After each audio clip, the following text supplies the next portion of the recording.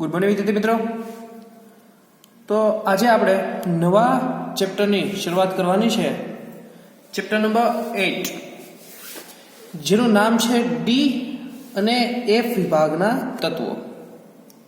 તો આ ચેપ્ટરની શરૂઆત કરતા પહેલા થોડું આપણે પાછળનું રિવિઝન કરવા જઈએ તો હું થોડું સમજાવીએ કે યાદ હોય તો તમને આવી વાત કરીએ આપણે કે હું એમ કહું મુખ્ય ક્વોન્ટમાર્ક n બરાબર 1 યાદ છે? મુખ્ય ક્વોન્ટમાર્ક n બરાબર 1 આની પેટાકોષ યાદ છે? પેટાકોષ ગોતવા માટેનું સૂત્ર ઓલું l બરાબર વાળું, l બરાબર n-1 અને ક્યાં જવાનું તો કે 0 પછી 1 પછી 2 પછી 3। જો 0 હોય તો એને s કહેવાય, 1 મળે તો p, આ d અને f, રાઈટ કે નહીં? તો આમ મુખ્ય ક્વોન્ટમાર્ક જ્યારે 1 હોય તો ગૌણ ક્વોન્ટમાર્ક ની કિંમત શું મળે? n ની કિંમત મૂકો 1 - 1 ધેટ મીન્સ 0 એટલે l ની કિંમત શું મળી? 0। એટલે જ્યારે મુખ્ય ક્વોન્ટમાર્ક n બરાબર 1 હોય તો 1 એટલે શું થયું? 0 વેલ્યુ મળી l ની, તો 0 એટલે શું થયું? s થયું। એટલે શું થશે? ઓનલી એક જ કક્ષક જેને શું બોલાય છે? 1s। શું બોલાય? 1s। એટલે જ્યારે તમે n બરાબર 1 એટલે મુખ્ય ક્વોન્ટમાર્ક n બરાબર 1 લ્યો છો ત્યારે એની માત્ર કેટલી કક્ષા પોસિબલ છે? 1s। પછી ત્યાં 2s આવે નહીં, 2p આવે નહીં। એ જ રીતે બાળકો હું એમ કહું કે તમારી પાસે મુખ્ય ક્વોન્ટમાર્ક n બરાબર 2 છે, રાઈટ? તો l નું મૂલ્ય શું થશે? તો l બરાબર n-1 ધેટ મીન્સ શું થયું? n બરાબર કેટલા મૂકશું? 2 મૂકશું, 2 - 1 એટલે જવાબ કેટલો મળ્યો? 1। તો તમે 1 એટલે ક્યાં સુધી થયું? l ની કિંમત અહીં l ની સિરીઝ હોય કે l બરાબર શું થાય તો કે 0 1 2 3 અપ ટુ n-1 સુધી જવાનું હોય તો n ની કિંમત કેટલી મળી? 1 મળી। 1 એટલે ક્યાં સુધી જવાનું? તો આ બે વેલ્યુ આની અંદર આવી, અહીં સુધી જવાનું। એનું મીનિંગ કઈ વેલ્યુ આવી ગઈ? તો કે 0 અને 1 આવી ગયા। તો યાદ કરો જ્યારે આપણે n બરાબર 2 લઈએ તો એની કેટલી કિંમતો મળી? 0 અને 1। તો 0 એટલે s અને 1 એટલે p। એટલે જ્યારે n બરાબર 2 લઈએ ત્યારે બે પેટાકોષ પોસિબલ બને, 2s and 2p। યાદ છે બાળકો? એ જ રીતે જો હું n બરાબર 3 લઉં તો l બરાબર શું થશે? n-1, એનો મીનિંગ 3-1, એનો મીનિંગ 2 એટલે અહીં સુધી જવાનું બાળકો, રાઈટ? તો કેટલી વસ્તુ મળે કે જ્યારે તમે n બરાબર 3 લ્યો તો કેટલી કક્ષા પોસિબલ બને? 3s, કારણ કે એમાં જો 3 મૂકો તો 0 2 સુધી જવાનું ને, તો 3s, 1 માટે તો કે 3p અને 2 એટલે 3d। તમે જોયું છે મુખ્ય ક્વોન્ટમાર્ક 1 હોય, રાઈટ? તો 1 માટે 1s થશે એકમાત્ર, જ્યારે n બરાબર 2 થાય તો 2s અને 2p, અને ત્યારબાદ છે n બરાબર 3 તો 3s 3p અને 3d। સમજાય છે બાળકો? સમજાતું? એટલે કહેવાનો મીનિંગ એવો છે અહીંયા 1s પછી 2p ક્યારે આવશે? જ્યારે n બરાબર 2 લખશો ત્યારે। એ જ રીતે 3d ક્યારે આવશે? જ્યારે કહેવાનો મીનિંગ એવો છે જો પહેલા s ક્યારે શરૂ થાય તો કે મુખ્ય ક્વોન્ટમાર્ક n બરાબર 1 થી, p ની શરૂઆત કઈ મુખ્ય ક્વોન્ટમાર્ક થાય તો કે n બરાબર 2 થી, d કોની અંદર સૌથી પહેલા આવશે તો કે n બરાબર 3 માં। એ જ રીતે f કોની અંદર સૌથી પહેલા આવશે તો કે n બરાબર 4 માં। સમજાય છે? એને સમજાતું? એ જ રીતે n બરાબર 4 મૂકશો એટલે તમને જવાબ મળશે 3 સુધી એટલે શું થાય? f સુધી આવી ગયું। એટલે કહેવાનો મીનિંગ છે કે f કક્ષકની શરૂઆત કહો પેટાકોષની શરૂઆત ક્યાંથી થાય તો કે જ્યારે તમે મુખ્ય ક્વોન્ટમાર્કની વેલ્યુ 1 લ્યો ત્યારે। p કક્ષકની શરૂઆત ક્યાંથી થાય? જ્યારે n બરાબર 2 લ્યો ત્યારે। અને d ક્યાં ક્વોન્ટમાર્કથી શરૂ થાય ખરેખર તો કે જ્યારે n બરાબર 3 લ્યો ત્યારે। અને f ક્યારે થાય? n બરાબર 4 લ્યો ત્યારે। પછી થોડો ઘણો હાવભાવનો નિયમની વાત કરવા જઈએ તો ઉર્જાના પ્રમાણે યાદ હોય તો ઉર્જા સ્તર પ્રમાણે શું થતું હતું યાદ હોય તો પહેલાં તો કે 1s, પછી ઇલેક્ટ્રોન 2sમાં, પછી 2pમાં, પછી શું થતું હતું 3s, 3p. જો 3p પછી 3d ખરેખર છે, પણ 3d કરતાં 4sની ઉર્જા ઓછી છે. પછી આવશે 3d, પછી આવશે 4p, પછી આવશે 5s, પછી આવશે 4d. સમજાય છે બાળકો કે નથી સમજાતો વસ્તુ? ખબર પડે છે કે નથી પડતી? ક્લિયર થયું સુધીનું? આ છે ઉર્જા સ્તર ઇલેક્ટ્રોન આમાં ગોઠવાશે. એટલી પહેલા તો તમને ખબર હોવી જોઈએ, તો આ ચેપ્ટરની આપણે શરૂઆત થશે. રાઈટ? ક્લિયર થાય છે કે નથી થતું અહીંયા સુધીનું? તો હવે આપણું મૂળ ચેપ્ટરની શરૂઆત કરવા જઈએ તો ખાસ ચેપ્ટરની શરૂઆતની અંદર વાત કરીએ તો ડી અને એફ વિભાગના તત્વો. તો હું એમ કહું ડી વિભાગના તત્વો, તો ડી વિભાગ. તો પહેલા તો આ ડી વિભાગનું બીજું નામ છે સંક્રાંતિ તત્વો. સંક્રાંતિ તત્વો એટલા માટે કહેવામાં આવે છે કારણ કે ડી વિભાગ છે ને એ એસ વિભાગ અને પી વિભાગની વચ્ચે છે, જે તમને અહીં દેખાય છે જોઈ. આ છે એસ વિભાગ, જે એટલો છે એ જો લખ્યું ડી સંક્રાંતિ, જ્યારે આ છે એ છે પી સંક્રાંતિ તત્વો. એટલે કહેવામાં આવે કે એસ વિભાગના ગુણધર્મો અને પી વિભાગના ગુણધર્મો વચ્ચેના તત્વોમાં કોણ આવે છે? ડી. એટલે સંક્રાંતિ તત્વ કહેવામાં આવે છે. સંક્રાંતિ તત્વોના અમુક ધાતુઓ જે આપણે એના યુઝથી પરિચિત છીએ, જેની અંદર યુઝ થાય છે ફેરિક, કોપર અને સિલ્વર. રાઈટ? તો ડી વિભાગના તત્વો. પછી એટલે જેટલું જ ઇમ્પોર્ટન્ટ છે એયુ ગોલ્ડ. આ તત્વો એ છે એ અગત્યની ભૂમિકા ભજવી છે માનવ જીવનની અંદર. તમને ખબર જ છે લોખંડ બહોળા પ્રમાણમાં યુઝ થાય છે. કોપર તો કોઈ પણ ઇલેક્ટ્રિસિટી પસાર થાય છે કોના થ્રુ થાય છે? કોપર થ્રુ થાય છે ને. એ જ રીતે લેડીઝ વિભાગની અંદર સૌથી ઇમ્પોર્ટન્ટ એવું એયુ ગોલ્ડ અને સિલ્વર. તો તે આપણને ખબર જ છે. તો જે આ ચાર તત્વો મેં સામાન્ય ઉદાહરણ લીધા તો કોને બિલોંગ કરે છે? એ ડી વિભાગના તત્વો છે. એ જ રીતે ચેપ્ટરનું બીજું નામ છે, આપણે બીજું પાર્ટ, એનું નામ છે એફ વિભાગ. એ વિભાગને તમે શું કહો છો?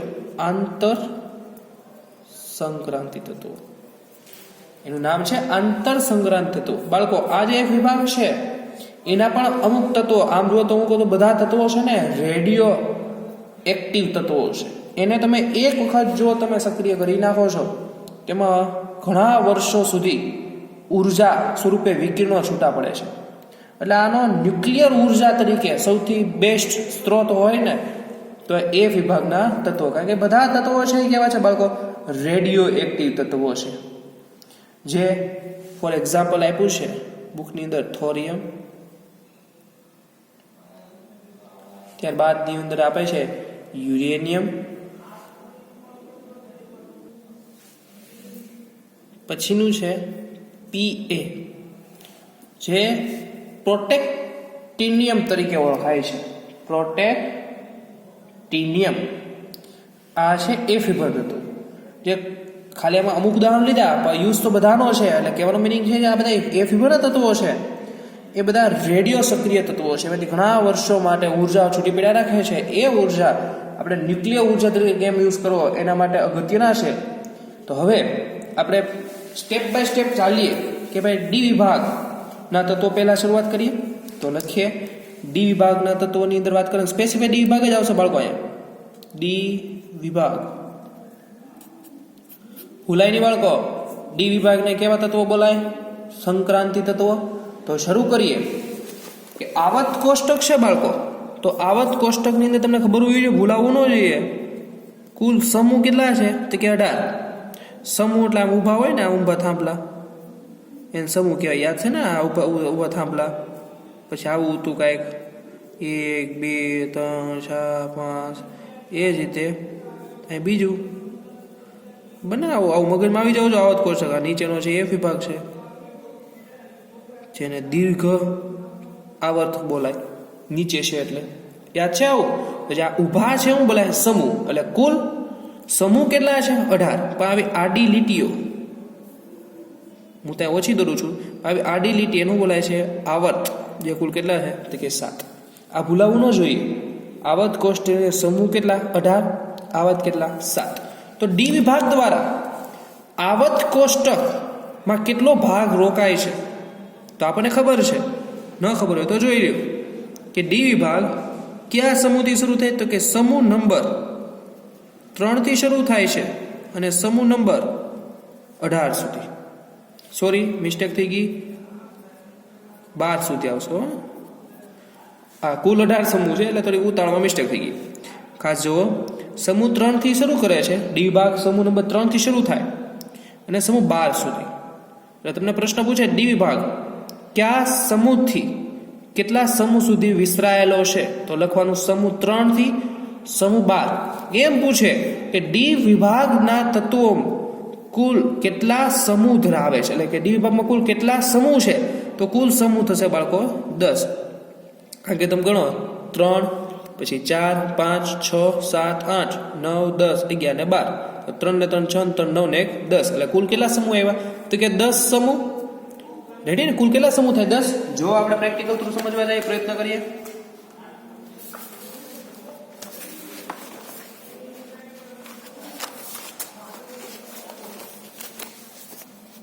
જો છે ડી વન હતો, સમૂહ નંબર 3 થી શરૂ થાય 12 સુધી. ગણે કેટલા સમૂહ થયા? 1 2 3 4 5 6 7 8 9 ને 10. તો તમે જોયું કે ભાઈ કુલ 10 સમૂહ આવ્યા. એનો મિનિંગ શું થયો કે ડી વિભાગમાં આ 10 સમૂહ છે તો પેલી આ હરોળો છે ડી વિભાગની, એમાં 10 તત્વો હમાતા છે. તો કેમ 10 તત્વો હમાણા? એનું કોઈ કઈ રીઝન હશે ખરું? તો તમને ખબર પડી જવી જોઈએ બાળકો અહીંયાથી જ કે ડી વિભાગ છે, ડી વિભાગની કેટલી કક્ષકો પડે યાદ કરો. ડી માં 5 ખાનાઓ યાદ હોય તો 1 ખાનું, 2 ખાનું, 3 અને કુલ 5 ખાનાઓ યાદ છે. તો કુલ કેટલા ઇલેક્ટ્રોન આવી ગયા તો કે 10. આમાં કુલ કેટલા ઇલેક્ટ્રોન આવી ગયા? 10 ઇલેક્ટ્રોન સમાઈ શકે. એટલે તમે જોઈ લ્યો કે એસ માં જો કેટલા, એસ માં કેટલા 2 સમાય તો એસ ના 2 સમૂહ છે. પી માં કુલ કેટલા ઇલેક્ટ્રોન સમાય તો કે 6, તો જોઈ લો પી માં 6 સમૂહ છે. એ જ રીતે ડી માં કેટલા ઇલેક્ટ્રોન સમાય? 10, તો એના 10 તત્વો છે. ને એફ માં જોવો તો 14 તત્વો. તો એફ માં નીચેનો જો 2 લીટી આપી ને એમાં ગણજો એમ તત્વો 1 2 3 4, એક હરોળમાં 14 તત્વો આપ્યા છે. સમજાય છે? ત્યાંથી શોર્ટ ખબર પડી જવી જોઈએ કે ડી માં 10 ઇલેક્ટ્રોન સમાય, એક ડી કક્ષક હોય એની પેટા કક્ષકની અંદર કેટલા ઇલેક્ટ્રોન સમાય? 10 સમાય. એટલે ડી ના એક હરોળમાં કુલ 10 તત્વો સમાઈ શકે. 10 તત્વો સમાઈ શકે એટલે કુલ સમૂહ કેટલા થાય તો કે 10. આ સામાન્ય લોજિક છે, તમે મારી શકો છો. એ જ રીતે બીજી વાત એમ થાય કે ડી વિભાગ દ્વારા કુલ કેટલા આવર્ત રોકાયેલા છે તો એમ પૂછે તો આવર્ત નંબર 4 થી શરૂ થાય છે. ડી વિભાગ ક્યાંથી શરૂ થાય? આવર્ત નંબર 4 થી શરૂ થાય છે ને ક્યાં સુધી તો કે આવર્ત નંબર 7 સુધી. એટલે ડી વિભાગ કેટલામાં આવર્તથી શરૂ થાય? નંબર 4. જુઓ આ પેલો આવર્ત છે, આ પેલો આવર્ત. પેલા આવર્તમાં 2 તત્વો આવશે, હાઇડ્રોજન અને હિલિયમ, રાઈટ. આ બીજો આવર્ત લિથિયમ, બેરિલિયમ, પછી boron, carbon, nitrogen, oxygen, fluorine અને નિયોન. આવર્ત નંબર 2. એ જ રીતે આવર્ત number 3 sodium, magnesium, aluminium, silicon, phosphorus, sulphur, chlorine, argon. And પછી છે આવર્ત નંબર 4. જે ક્યાં શરૂ થાય? જો આવ્યો સ્કેડિયમ, આ ડી વિભાગનો તત્વો ક્યાંથી શરૂ થાય? આવર્ત નંબર 4 થી શરૂ થાય. ક્યાં સુધી છે? આવર્ત નંબર 7 સુધી. એટલે કુલ કેટલા આવર્તમાં ડી વિભાગ ફેલાયેલો છે તો કે કુલ 4 આવર્ત. 1, આ 2, આ 3 અને 4. આવડી ગયું બાળકો? પ્રશ્ન પૂછાઈ શકે છે, ખાસ ધ્યાન રાખવું તમારા વસ્તુ. તો આવર્ત નંબર કુલ કેટલા આવર્ત રોકાય છે? તો કે કુલ 4 આવર્ત અને 10 સમૂહમાં વિસ્તરાયેલો છે. અને આખા આવર્ત કોષ્ટકનો મોટામાં મોટો ભાગ રોકતો વિભાગ એટલે કયો? ડી વિભાગ. સંક્રાંતિ તત્વો બહુ ઈઝી વસ્તુ છે, કાંઈ અઘરી વસ્તુ છે નહીં. ક્લિયર થયું ન થયું? હવે થોડુંક આગળ લઈ જઈએ. પછી હજી એક વાત કરવાની છે નાની એવી કે ભાઈ આમાં તમારે ટેક્સ્ટ બુકમાં તમે રીડ કરશો તો એમાં લખ્યું છે કે 4 દીર્ઘ આવર્તમાં, 4 દીર્ઘ આવર્ત એટલે કાંઈ નહીં, મેં હમણાં ગણાવ્યા થઈ. આવી રીતના આવર્ત હોય, આ આવર્ત દોરીએ અહીંયા આપણે ડી વિભાગના આવર્ત દોરીએ, આપણે ખબર છે કેટલા આવર્ત છે? કે 4. આ 1 આવર્ત, આ 2 આવર્ત અને 3 અને કુલ 4 આવર્ત. રાઈટ? તો બાળકો તમને ખબર જ છે સૌથી પહેલા ચોથો આવર્ત છે, તો ચોથા આવર્તમાં n બરાબર શું હશે? તો કે 4. આમાં n બરાબર શું હશે? તો કે 5. આમાં n બરાબર શું હશે? 6. આમાં n બરાબર શું હશે? 7. ડી હોય ને ડી કક્ષક બાળકો, ડી કક્ષક હંમેશા મુખ્ય ક્વોન્ટમ કરતા 1 ઓછી ચાલે. કહેવાનો મિનિંગ તમે ચેક કરી લેજો. ચોથા આવર્તની ઇલેક્ટ્રોનના શું છે જોઈ લેજો. ચોથા આવર્તની ઇલેક્ટ્રોનનું હું એક્ઝામ્પલ લઉં. ફોર એક્ઝામ્પલ સ્કેડિયમ વિચારો. સ્કેડિયમ તો 21મો તત્વ છે. ઇલેક્ટ્રોનના શું થાય? આર્ગોન. આર્ગોન ક્યાં ઊભું રહી? 3p6 છે, પછી શું આવે? 4s² and 3d1. આર્ગોન 18, 18 ને 20, 20 ને 21 થયા 21.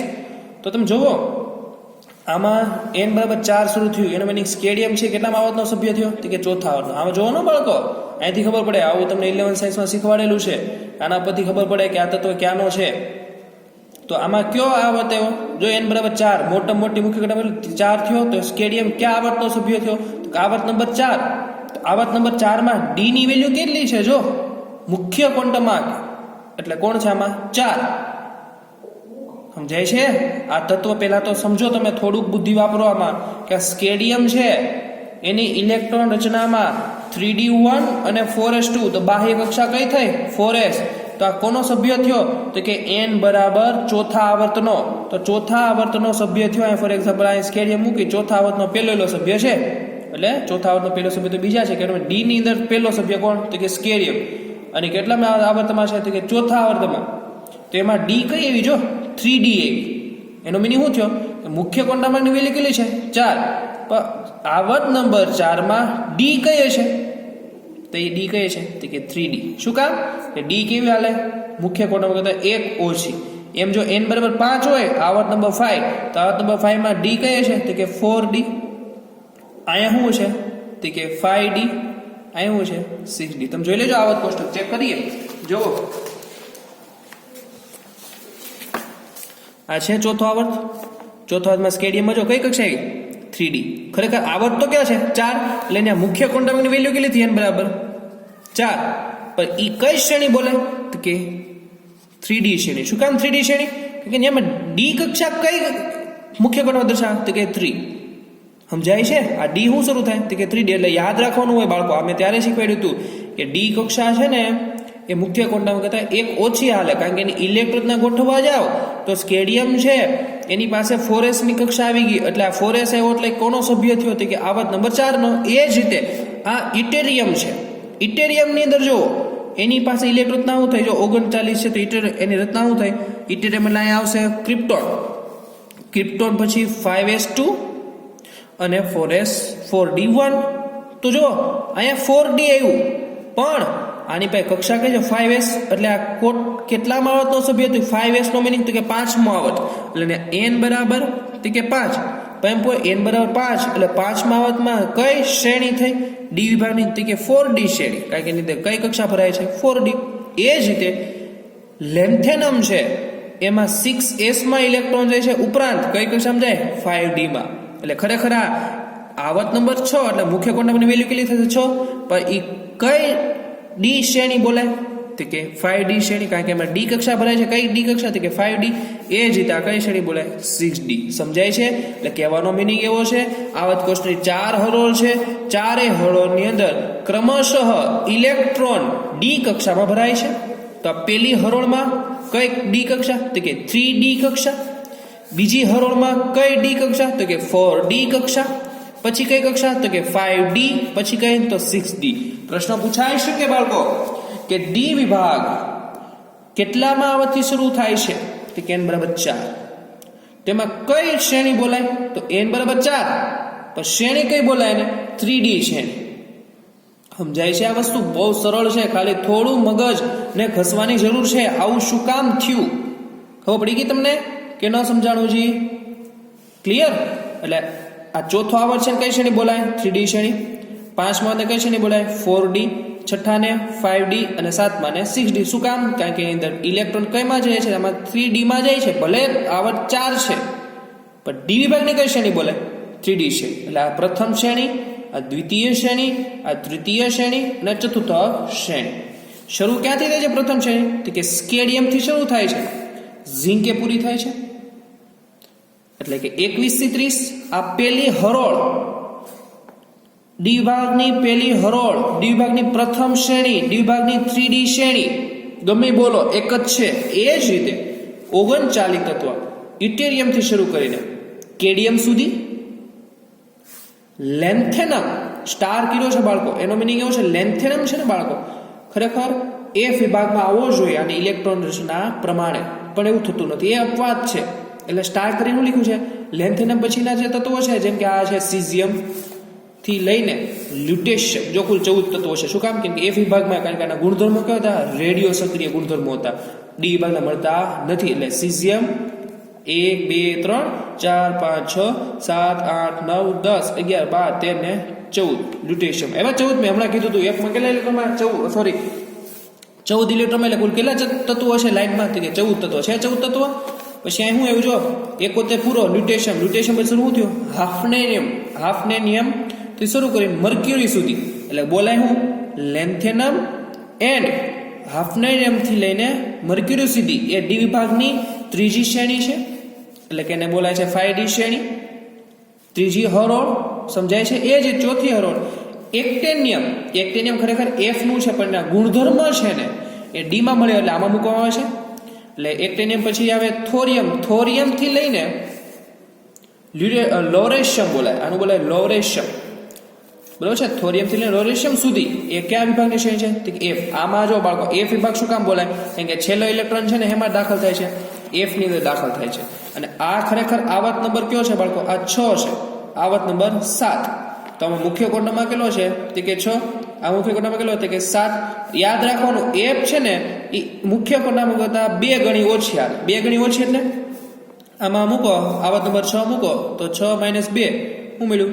4f. તો આમાં જો ઇલેક્ટ્રોન 4f માં ભરાય. સમજાણું ન સમજાણું? એટલે આને કઈ શ્રેણી બોલાય? 4f શ્રેણી. અને કઈ શ્રેણી બોલાય? 5f શ્રેણી.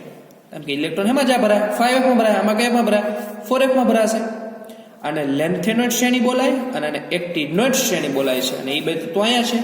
એટલે ડી વિભાગની 7મા આવર્તની વાત, એટલે છેલ્લા શ્રેણી વાત કરું તો એક્ટેનિયમ, પછી કોણ? રુથરફોર્ડિયમ થી લઈને કોપરનિશિયમ. સીએન ને બોલાય કોપરનિશિયમ. આ જો ઇલેક્ટ્રોન નથી આપી કારણ કે એના થોડા ઘણા ગુણધર્મો બાકી છે એને ગોઠવવાના, એટલે ત્યાં ઇલેક્ટ્રોન ના મૂકી નથી. સમજાય છે તમને બાળકો? આ મેં તત્વ વાત કરી. તો એફ વિભાગમાં કુલ કેટલી શ્રેણી? કે 2 શ્રેણી. કઈ શ્રેણી બોલાય એને? એને બરાબર આ છઠ્ઠા આવર્તનો સભ્ય બોલાય બાળકો. કારણ કે જો છઠ્ઠા આવર્તથી સ્કીપ થઈને અહીં આવ્યા છે, 7મા આવર્તથી અહીં આવ્યા છે, ગુણધર્મો અલગ હતા એટલા માટે. એટલે આની અંદર 2 શ્રેણી. એફ વિભાગમાં કુલ 2 શ્રેણી, ડી માં કુલ કેટલી શ્રેણી? 4 શ્રેણી. સમજાય છે તમને? નથી સમજાતું બાળકો? તો આમાં એફ 2 શ્રેણી. કઈ 2 શ્રેણી? તો કે 4f શ્રેણી અને 5f શ્રેણી. ડી માં કુલ 4 શ્રેણી. કઈ 4 શ્રેણી? 3D શ્રેણી, 4D શ્રેણી, 5D શ્રેણી અને 6D શ્રેણી. કુલ 4 શ્રેણી આવે છે ડી માં અને કુલ 2 શ્રેણી આવે છે એફ માં. હવે વસ્તુ સમજવાની, ડી વિભાગનો સમૂહ નંબર 12 જોવો તો આને ઇલેક્ટ્રોનના તમે થોડી ઝૂમ આઉટ કરીને જોવો તો 4s2 3d10, કેડિયમની 5s2 4d10, મર્ક્યુરીની શું છે 6s2 5d10 અને એ કેડિયમની એ જ આવશે કે ભાઈ લખવા જાય તો 6d10 7s2. રાઈટ? તો આ એક સમૂહ છે ને બાળકો, એની ઇલેક્ટ્રોનની રચના સંપૂર્ણ ભરાયેલી. જો ડીમાં મેક્સિમમ કેટલા? 10 તો 10 છે. એસમાં મેક્સિમમ કેટલા કે 2 તો છે 2. એ જ રીતે આમાં જો 4D માં મેક્સિમમ કેટલા સમય 10 તો 10 પૂરા ભરેલા છે. એસમાં 2 મળે તો એસમાં 2 પૂરા ભરેલા છે. આમાં જો આના ઇલેક્ટ્રોન રચના સંપૂર્ણ ભરાયેલી છે એટલે આને સંક્રાંતિ તત્વ ગણવામાં આવતા નથી. સંક્રાંતિ તત્વ કોને કહેવાય? હા, ડી વિભાગના સભ્ય કરા, પણ સંક્રાંતિ તત્વ ન બોલાય. સંક્રાંતિ તત્વ એને કહેવાય, યાદ રાખજો, ડેફિનેશન કહી દઉં છું. સંક્રાંતિ તત્વ એને કહેવાય કે જેની ડી કક્ષા અપૂર્ણ ભરાયેલી હોય. અપૂર્ણ એટલે ડી ઇલેક્ટ્રોન 1 થી લઈને ભરાયેલા હોય કે 9 સુધી. 1 થી 9 ગમે ચાલે, પણ જેમાં ડી 10 હશે એને સંક્રાંતિ ગણવામાં આવતા નથી. અને જેમાં ડી 0 હોય, 2 જેનામાં ડી 0 અને ડી 10 એને સંક્રાંતિ ગણવામાં આવતા નથી. પણ જેની ડી કક્ષામાં 1 ઇલેક્ટ્રોન થી લઈને 9 ઇલેક્ટ્રોન સુધી હોય, પછી 1 હોય તો પણ ભલે, 2 હોય તો પણ ભલે, 3 હોય તો પણ ભલે, પણ 9 સુધી હોવા જોઈએ તો એને સંક્રાંત તત્વો બોલાય. તો જે સમૂહ નંબર 12 છે ડી વિભાગનો, એની અંદર રહેલા ઝિંક, કેડમિયમ, મર્ક્યુરી અને કોપરનિશિયમ આ ચારેય તત્વોની અષ્ટક રચના કમ્પ્લીટ છે. ઇલેક્ટ્રોનનામાં બધા જ ઇલેક્ટ્રોન કક્ષકમાં ભરાયેલા હોવાને કારણે તેને સંક્રાંતિ તત્વો ગણવામાં આવતા નથી. હા, ગુણધર્મો મળે એટલે એને ડી ની અંદર મૂક્યા, પણ સંક્રાંતિ ગણવાના નથી. સંક્રાંતિ કોણ થાય? એટલા બધા સંક્રાંતિ થશે. તો અહીં સુધી વાત કરી એ હતી આપણા ચેપ્ટરની પ્રસ્તાવના. ત્યારબાદ આપણે પછી વાત કરવા જવાના છીએ. એ વાત કરશું ડી વિભાગની અંદર થોડુંક ડીપલી અભ્યાસ કરશું. આવત કોષ્ટકમાં એનું સ્થાન એ ચર્ચા કરી ફરી વખત ગણશું. ઇલેક્ટ્રોનની રચના અને એ વિશે વાત કરવાની છે. ઉપરાંત હજી વસ્તુ કહી દઉં કે અમુક કિંમતી ધાતુઓ, જેમ કે પાછળના પેજ ઉપર છે બુકમાં, સિલ્વર, પ્લેટિનમ, ગોલ્ડ, આ બધી છે ઔદ્યોગિક લેવલે, એ કિંમતી ધાતુઓ છે. અને ઔદ્યોગિક લેવલે કઈ ધાતુઓ છે ખબર છે આપણને? આયર્ન, કોપર ને ટાઇટેનિયમ. આ બધી છે સંક્રાંતિ તત્વોને લીધે છે ને લીધે. જો ઔદ્યોગિક લેવલે કોણ? ફેરિક છે, કોપર છે, ટાઇટેનિયમ છે. આ ફેરિક, અહીં કોપર, આ ટાઇટેનિયમ. એ જ રીતે ખબર છે આપણને પ્લેટિનમ, સિલ્વર અને ત્યારબાદ છે ગોલ્ડ. જે આ બધા છે એ કેવા છે? કિંમતી ધાતુઓ છે. તો બધી કોની અંદર છે? સંક્રાંતિ તત્વોની અંદર. તો આના પછીના લેક્ચરમાં આપણે આગળ અભ્યાસ કરશું. તો એક વખત ચેપ્ટર નિરાતે રીડ કરજો અને સમજી લેજો.